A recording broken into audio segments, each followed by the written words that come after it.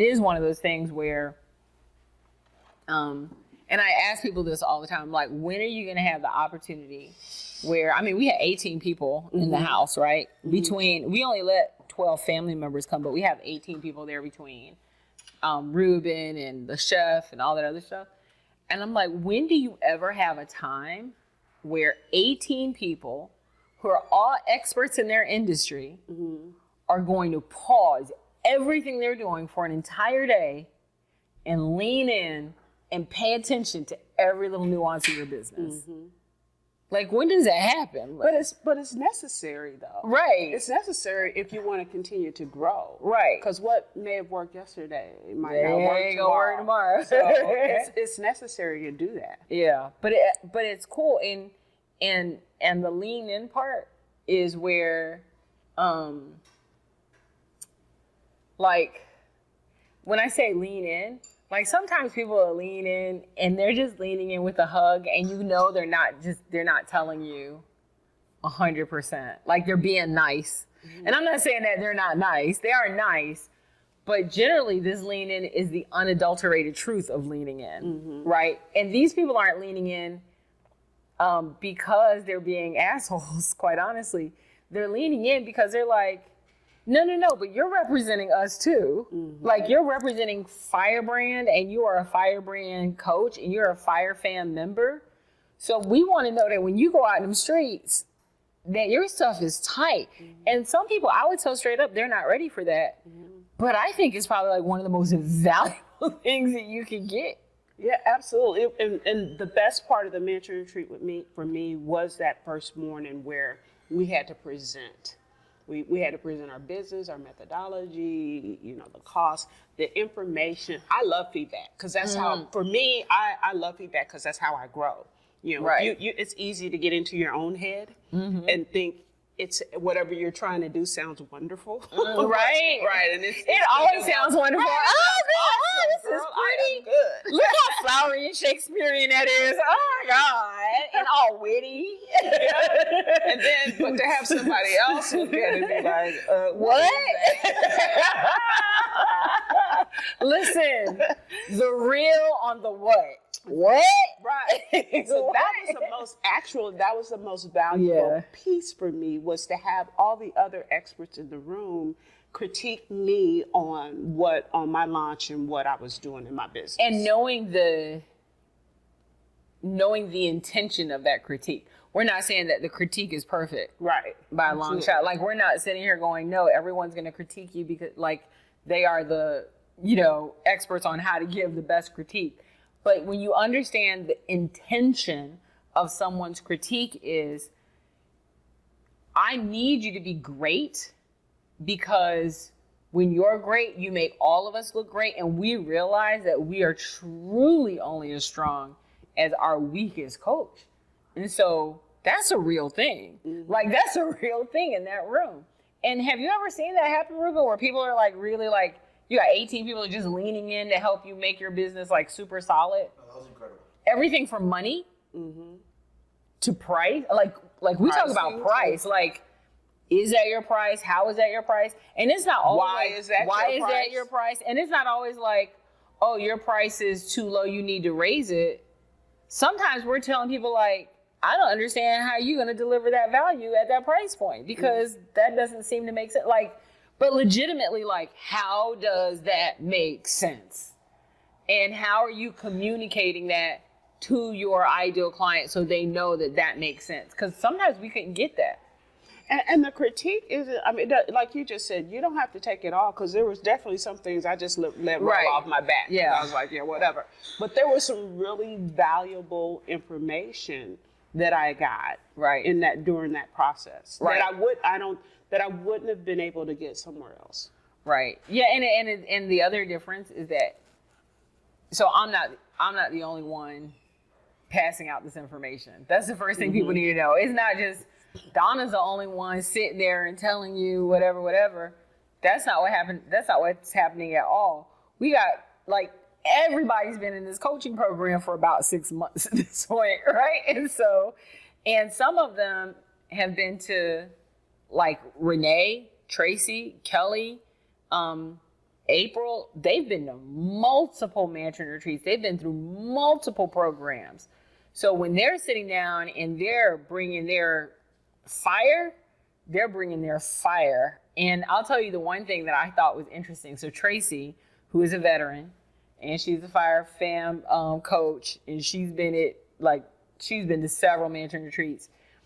Tracy was she was the last person I think that delivered her presentation. Everybody's presentations was good, but you could kind of tell the difference between somebody who just did it and then Tracy's, and everybody's like, I'm glad she went last, right? Because it was just one of those where it was so on point. She was so clear about what she's doing, why she's doing it, who she's doing it for. When she nailed down her expertise, her ideal client, her delivery method, her and Renee Baker, because they're, both of them being veterans, it was just on point. We knew exactly who it was and what they were doing and what they were doing next. It was like, and now they're getting ready to do a mansion retreat together. Chanel was the same way. You're getting ready to do yours. It's just something about having to take it and put it in this box almost and say, this is what it is, that forces you to I got to be really focused. But I would rather it be in that room than I present it to the world. Girl on the street. Right. And now I've got thousands and maybe millions critiquing. Yeah. What? So right. I would rather present it in that room. And not knowing, and here's the thing. There's nothing wrong with getting critique. There is nothing wrong with getting criticism. There is something wrong with getting it from the wrong person. That part. Absolutely. Everybody in that room is an expert. So when you're getting that critique from people in that room, you're getting it from people who are experts, right? And some of them understand your business a little deeper than others, where some of them might be a little too surface and don't understand your business. So that's a critique I need to explain it to them more so they get it. But for the people who truly understand your business and they're giving you that critique, there's some high value to that. Some super high value. Absolutely. And going there, not only the critique, but let's back up a little bit. When you have that very first conversation with an expert, that it's your idea, you're talking, you have a message to attract your ideal client, and the ideal client gets the phone and with you. So, and I want to look at Paulette to tell me about this, because you got on the phone originally with Dawnna. Okay, what happened in that original conversation? I was just saying earlier, Dawnna, the whole time she was talking, I was like, I know she's selling me something, but it didn't feel like a sale. And I'm like, okay, I'm waiting for the sales pitch part. I'm waiting for it to come. And it never came. And then she was even like, call me if you're interested. I'll let you think about it, blah, blah, blah. And I was like, okay, she got me.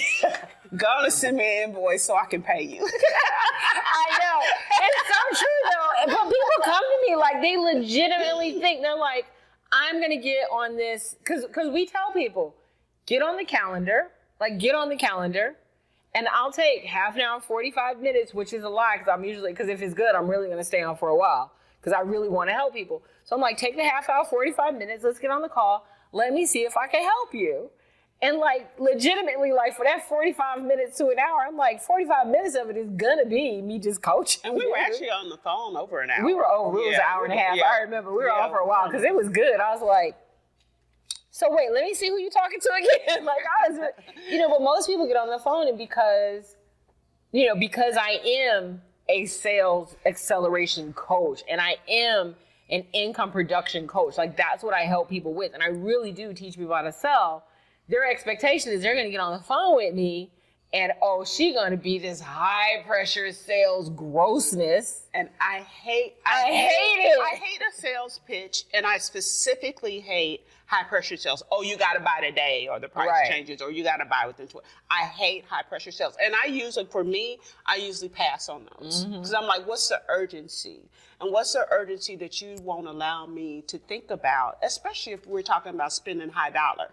What's the urgency that you won't let me process the information that I just got to think about if this is something that's what holes are you worried about finding? Right, that's what I'm thinking. What holes are you worried about me finding? Now, you will hear, with that said, I don't do high pressure sales at all, but I do tell people who I think are really interested, because how many people are allowed to come to a mansion retreat total? Very few. 12. Right. 12. So when I said it, I'm like, No, it really is only for 12 people. So you could think about it, but if you think too long, you're not going to make it into this one. And that's not high pressure. That's the truth. There's only 12 people that can get in. When I do my boot camps, right? When I'm doing my 3-day boot camps, there's a very limited amount of people that can get in VIP. And I'm not kidding you. Our VIPs sell out first. They sell out first. They sell out faster. The first sales that we got, even on the one that's coming up, the first sales that we got were all VIP. So it's not high pressure. I'm like, I'm not high pressuring you. I'm letting you know time is not on your side because it's very limited. Now, I do think people do it and it's BS. I've heard people do it and it's BS. But because we do so much exclusivity, that for us is not BS. I'm very clear, like, listen, it's only 12 people and now 10. We used to allow 12 on our mansion retreats. We now only allow 10. So it's only 10 people that's allowed in that cohort. 10, that's it. That means in a given year, I'm only working with 40 people. Think about that. There's like 4,000 people that are trying to get in and there's only spots for 40. So I tell people straight up, you have, like, if you're interested now and you want to make a difference in the next 3 to 6 months, then you have to do it now. But they got to have those 3 things. You got to have your shit together. I'm always clear about that. If you don't know what that is, you need to ask me. You got to be willing to take action because you know me. I'm like, this is what we're doing this week. This is what, or over the next 2 days. Because I have an open coaching program. Open coaching, like, I don't say, oh, Paulette, I can talk to you on Thursday between 1 and 1:30 for an hour. I hate that, by the way. I hate that. Right. And I know it works for like a lot of people have to have that structure. But for me, I'm like, no, you need to call me when you need help. Right. Or you need to call me so we can get to the next step. So they have to have their coins together and they have to be willing to take action. Because quite honestly, if you talk to me on Monday and you have some business building activities that you have to do, they may only take 3 days, which means I need to be talking to you on Wednesday, Thursday, Friday. Like, we need to be on the phone again on Wednesday, Thursday, Friday so you can keep going because I'm trying to expedite you getting to the goal. You know what I mean? Not only that, there's tremendous value to access. Right. Okay, so when you say we only talk on Thursdays at 1 and you have something come up before then, it's the value of having access to that person that can help you solve that problem sooner. Right. Absolutely. Yeah. Absolutely. Value to access is super critical. And it's, talking about the 3-day boot camp that we have coming up, the one thing that was interesting, and not only did the first people that signed up directly to the VIP, they asked for 30-day coaching program before the boot camp. Yeah. Love it. Yeah, that we didn't even have, so that's crazy. So we didn't have that. Okay. We didn't have the 30-day coaching. And then someone said, well, wait, I know Dawnna, right? She's like, I've seen your stuff. I know you have the boot camp. She goes, I also know that you have a very specific language among your Fyrebrand members. And she's like, she goes, what can I do to make sure that I hit the ground running at the boot camp? So for her, she wanted the boot camp almost to be a validation of the work that she had done. And I was like, so she goes, I need to work with you like for a month before the boot camp. And I'm like, really? She goes, yeah. She goes, 'cause I know you. She's like, I know how you work. So I was like, cool, you know. So let's go back again to when you had that conversation. Okay. Now, for the people that are watching this conversation right now, tell me or tell them about you. Oh. Who you work with? Absolutely. I am Dr. Paulette Hubbert. She's a whole doctor. She's a whole doctor. She's not a pray-play doctor. She's the whole thing. Yeah. She did a whole dissertation and everything, right? A whole dissertation. All that. So I have a private practice, Inspired Wholeness LLC in Virginia. I have a private practice that I work with mental health. 70% of my practice are veterans, but I also work with other people. I specialize in trauma, depression, anxiety, and substance abuse or addictions medicine. Those are my primary things that I focus on. But I'm in the process of expanding my business to working strictly with female veterans, offering a 6-week online program that will culminate into a 4-day mansion retreat. And those are the women that I'm really and truly excited about working with. are those the female veterans that are having difficulty transitioning, especially executive female veterans that are having difficulty transitioning. And it doesn't mean that you just got out today. You could have been out for 10, 20 years, but you're still having difficulty managing civilian life because of the things that may have happened to you in the military, or just those nuances and those challenges of being in that military culture, that now you're having difficulty transitioning that skill set into your civilian world.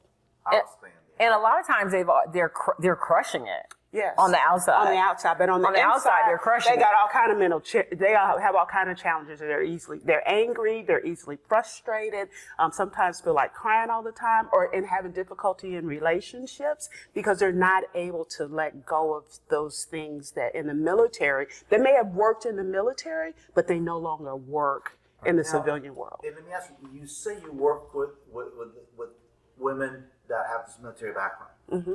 Why are you so attached to them? Because I am a retired Marine. What? I'm a retired Marine, so I get it. I've experienced those challenges. I've experienced those disappointments and those letdowns of being ostracized and sometimes marginalized because I was a female.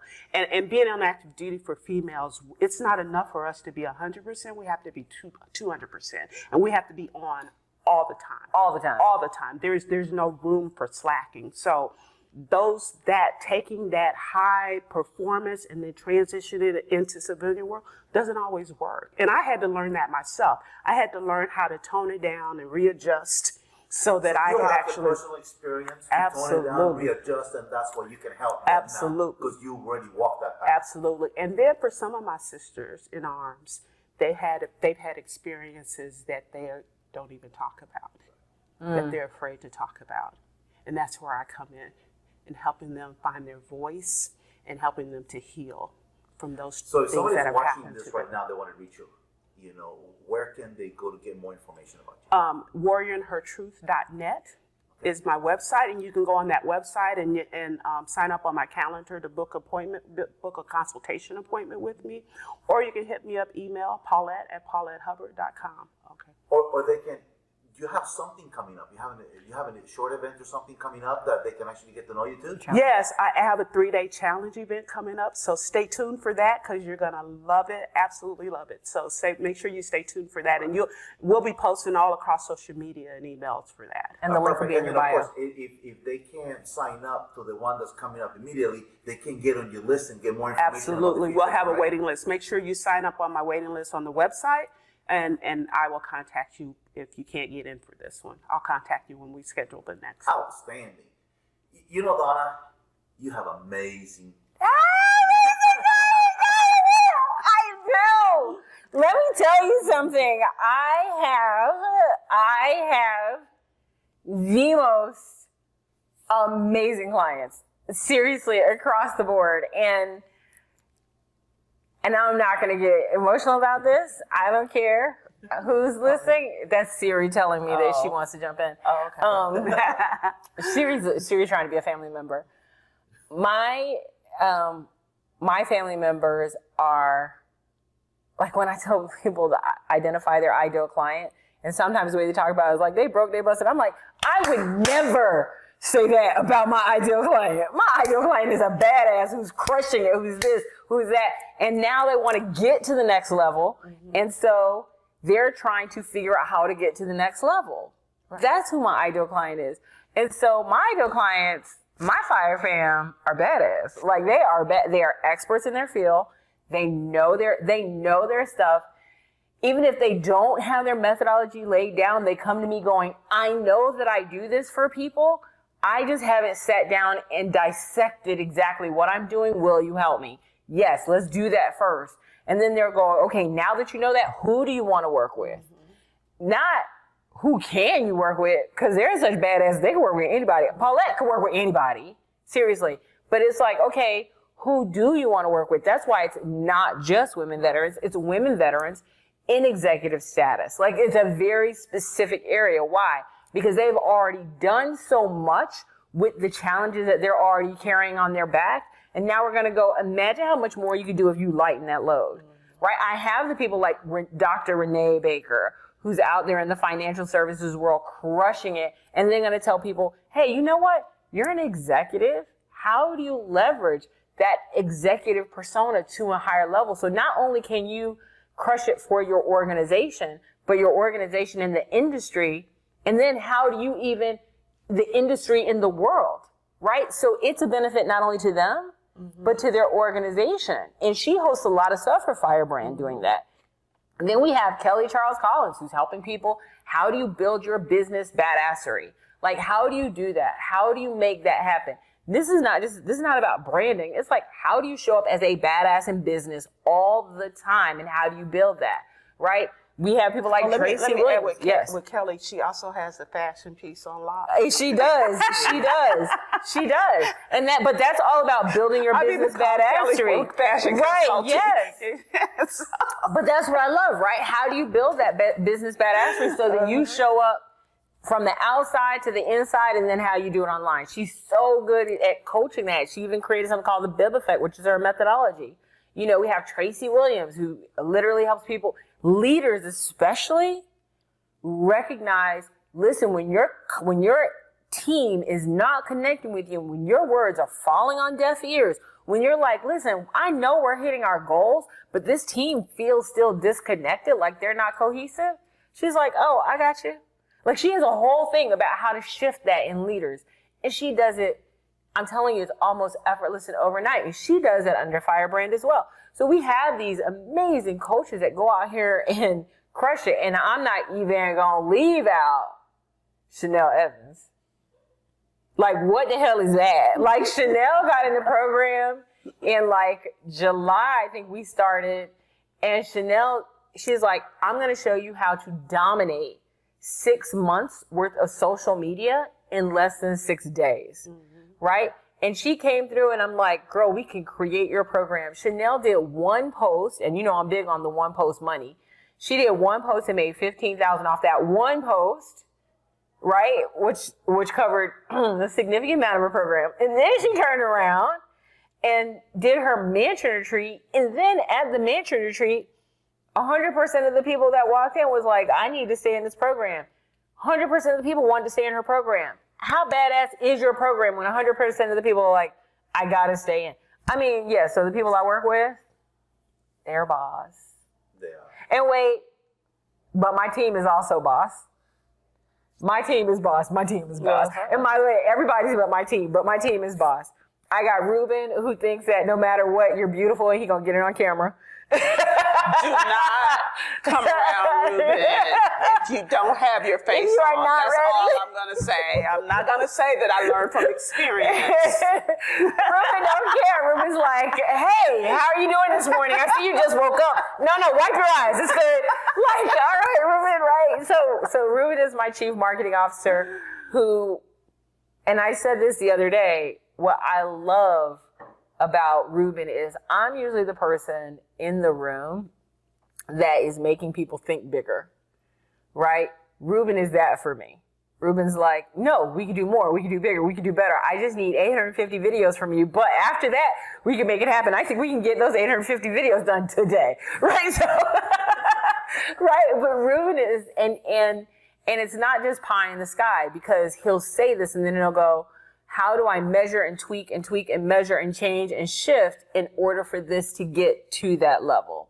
And he's always doing that, and it means everything. And then I have my chief sales officer, who's Michael. And Michael, so where Ruben is like me, like I'm crazy entrepreneur, he's like psycho entrepreneur. So he's like up one level from me, right? So he has the psycho bigger thinking, and I think pretty damn big. But then we have Michael, who's super structured. Right? So for him, there's a structure, there's a pace, there's a reason, and are we measuring it? Now, I want you to notice something about both of them. They both measure, right? But they both measure differently, right? And so Michael's always like, how are we no, I get the number we're going to get to. How are we going to measure that number? What are we doing? What are we offering? What are we not offering? Are we doing something different? Like, he's very structured, very corporate. And then I have Doug, my sales officer. Now, Doug is like, I gotta say this in a politically correct way. Screw it. Doug is like an excommunicated Mormon with a little bit of an edge. Like he is the nicest, sweetest, kindest. And it's so funny because when I was looking for someone in sales, I said, I need someone who's nothing like me. Someone who's really nice. Someone who feels like a giant hug all the time. Someone who's going to be like, I know Dawnna is dragging you buck naked over hot coals and glass in the middle of the winter to get to money, but here's a blanket. Like, right? So he's just that person. He's never the hard, pushy, because we don't do hard, pushy sales. I don't like it. If it's not a fit for you, it's not a fit for us. Mm-hmm. It's that simple. And just because it is a fit for you doesn't mean it's a fit for us. We got to make sure there's a real fit. And Doug is that person. And what I love is I have 3 of the greatest people on my team who, Doug said it the best way in the world. He goes, what I love about us is that everything that we say, we believe in, we do. Number 1. He goes, and number 2, it's always protection of the family. Mm-hmm. And when we say family, it's not just the 4 of us, you know, and then Ruben has the entire team over in Columbia, who, by the way, the entire marketing team is always like commenting on my stuff. Now I know them personally and intimately, like the whole marketing team. He doesn't just mean of the employees or the people that work with Fyrebrand. We mean every single solitary member that is in Fyrebrand, Paulette, Kelly, like all of the people. We are so protective of making sure that we have the right people in, and those right people are going to help serve the people that we have there. So, and to close that point, you talk about Doug, and the thing that when you were looking for somebody for that specific position, you were not looking for a closer. What were you looking for? I was not. Actually, what was so funny is I said I wanted a salesperson, and we had this whole conversation because I realized to grow the business where I wanted to grow it, I couldn't just do it by myself. And so I really wanted someone who could coach first and understand people first and really recognize the value that we bring to them and the value that we could and how we could help grow their business. So I didn't need a closer. I needed a listener. I needed someone who could really, really listen and coach and learn and understand first. It was not listening to sell. It was listen to understand so that you could coach. That's what we mean by coaching for the sale, by the way. That's the terminology that Fyrebrand uses, and that is something unique to us. And it is, what is it called again? Coaching for the sale. Coaching for the sale. So when you have the best interest of the person at hand, absolutely. It was just like you were saying, I was waiting for the sales pitch, and it didn't happen because you were being coached. And you realized that we had, or Fyrebrand had something that you needed to put the rest of what to take you to the next level. Mm-hmm. And then you were asking, okay, all right. So, yeah. So you were never pitched. Right. In the traditional way. Right. Yeah. Right. Yeah. We don't pitch. Yeah. We don't pitch. Like, seriously. So if you understand what coaching really is, coaching is listening to understand and develop. Mm-hmm. Right. So we need to listen to you first. We need to understand you first, and then we could develop a proper solution. Mm-hmm. So during one of our sales calls, we're actually coaching. Mm-hmm. And if we're listening and understanding and developing, so let's say we listen, but we don't understand, then it's probably not a match. Mm-hmm. Or if we're listening and we're understanding, but we can't develop because the person is uncoachable, or we don't have, or that's not our area of expertise, then we won't work with you. So it's not even, do we have a sale or not? It's like, do we have a fit for, is this client a fit for us and we're a fit for them? If that answer is no, we'll find, and here's a perfect example. This woman called me the other day, and she said, I really want to work with you. I've seen your stuff. And then she started talking about how she needed to have a better speech. By the way, lots of times people will call me and they will think the problem that I have is marketing. And then I'll listen to them and I'll talk to them. And I know it's not marketing, but they are so hell-bent on that it's marketing that I know I can't help them. So I have no choice but to send them on. Even when I tell them, by the way, it's not a marketing issue, it's a this issue. If you fix this issue, you won't have a marketing issue. They call you saying that they have a marketing issue? Yeah, they call me and they think they have a marketing issue. And then I'll talk to them and they'll say, I want you to help me with my marketing. Now, I could just sign them on the dotted line and say, okay, I'm going to help you with your marketing, and then backtrack them to all the other stuff. But sometimes I get people who are so hell-bent on it's a marketing issue and I can't get them away from seeing anything else that I'll say, okay, maybe there's someone who can help you with this particular issue. Here's my recommendation. Or they'll call me, like this lady called me the other day and she said, I really want you to help me write a better speech because I'm a speaker. And I'm like, that's not what I do. I can write amazing speeches. I can sit down and whittle through someone's speech and tell them how to make it better. But I know someone who does that better. So I send that person to someone who I know can help them at a deeper level than I can. And I think so many times people are so busy chasing the dollar that they forget if you just chase the result of making this person better, the dollar will chase you. Because as soon as I did that, she went and worked with that person and then turned around and said, oh my God, they were absolutely amazing. Thank you for so much for helping me with this person, and it's somebody who's basically on my team. And then turned around and said, so how do I work with your company? Because I want you to help me be in a position where I could do that for anyone. It's that part. So it builds credibility. It absolutely builds credibility, and I know that's a, thing that's, is personal for us, like building credibility. But for me, more importantly, it was more important to make sure she had the right solution. Mm-hmm. It wasn't about me having the money. Right? And I think sometimes we miss that. Like, people some coaches are so busy chasing the money, but they're chasing the money because they don't have the methodology.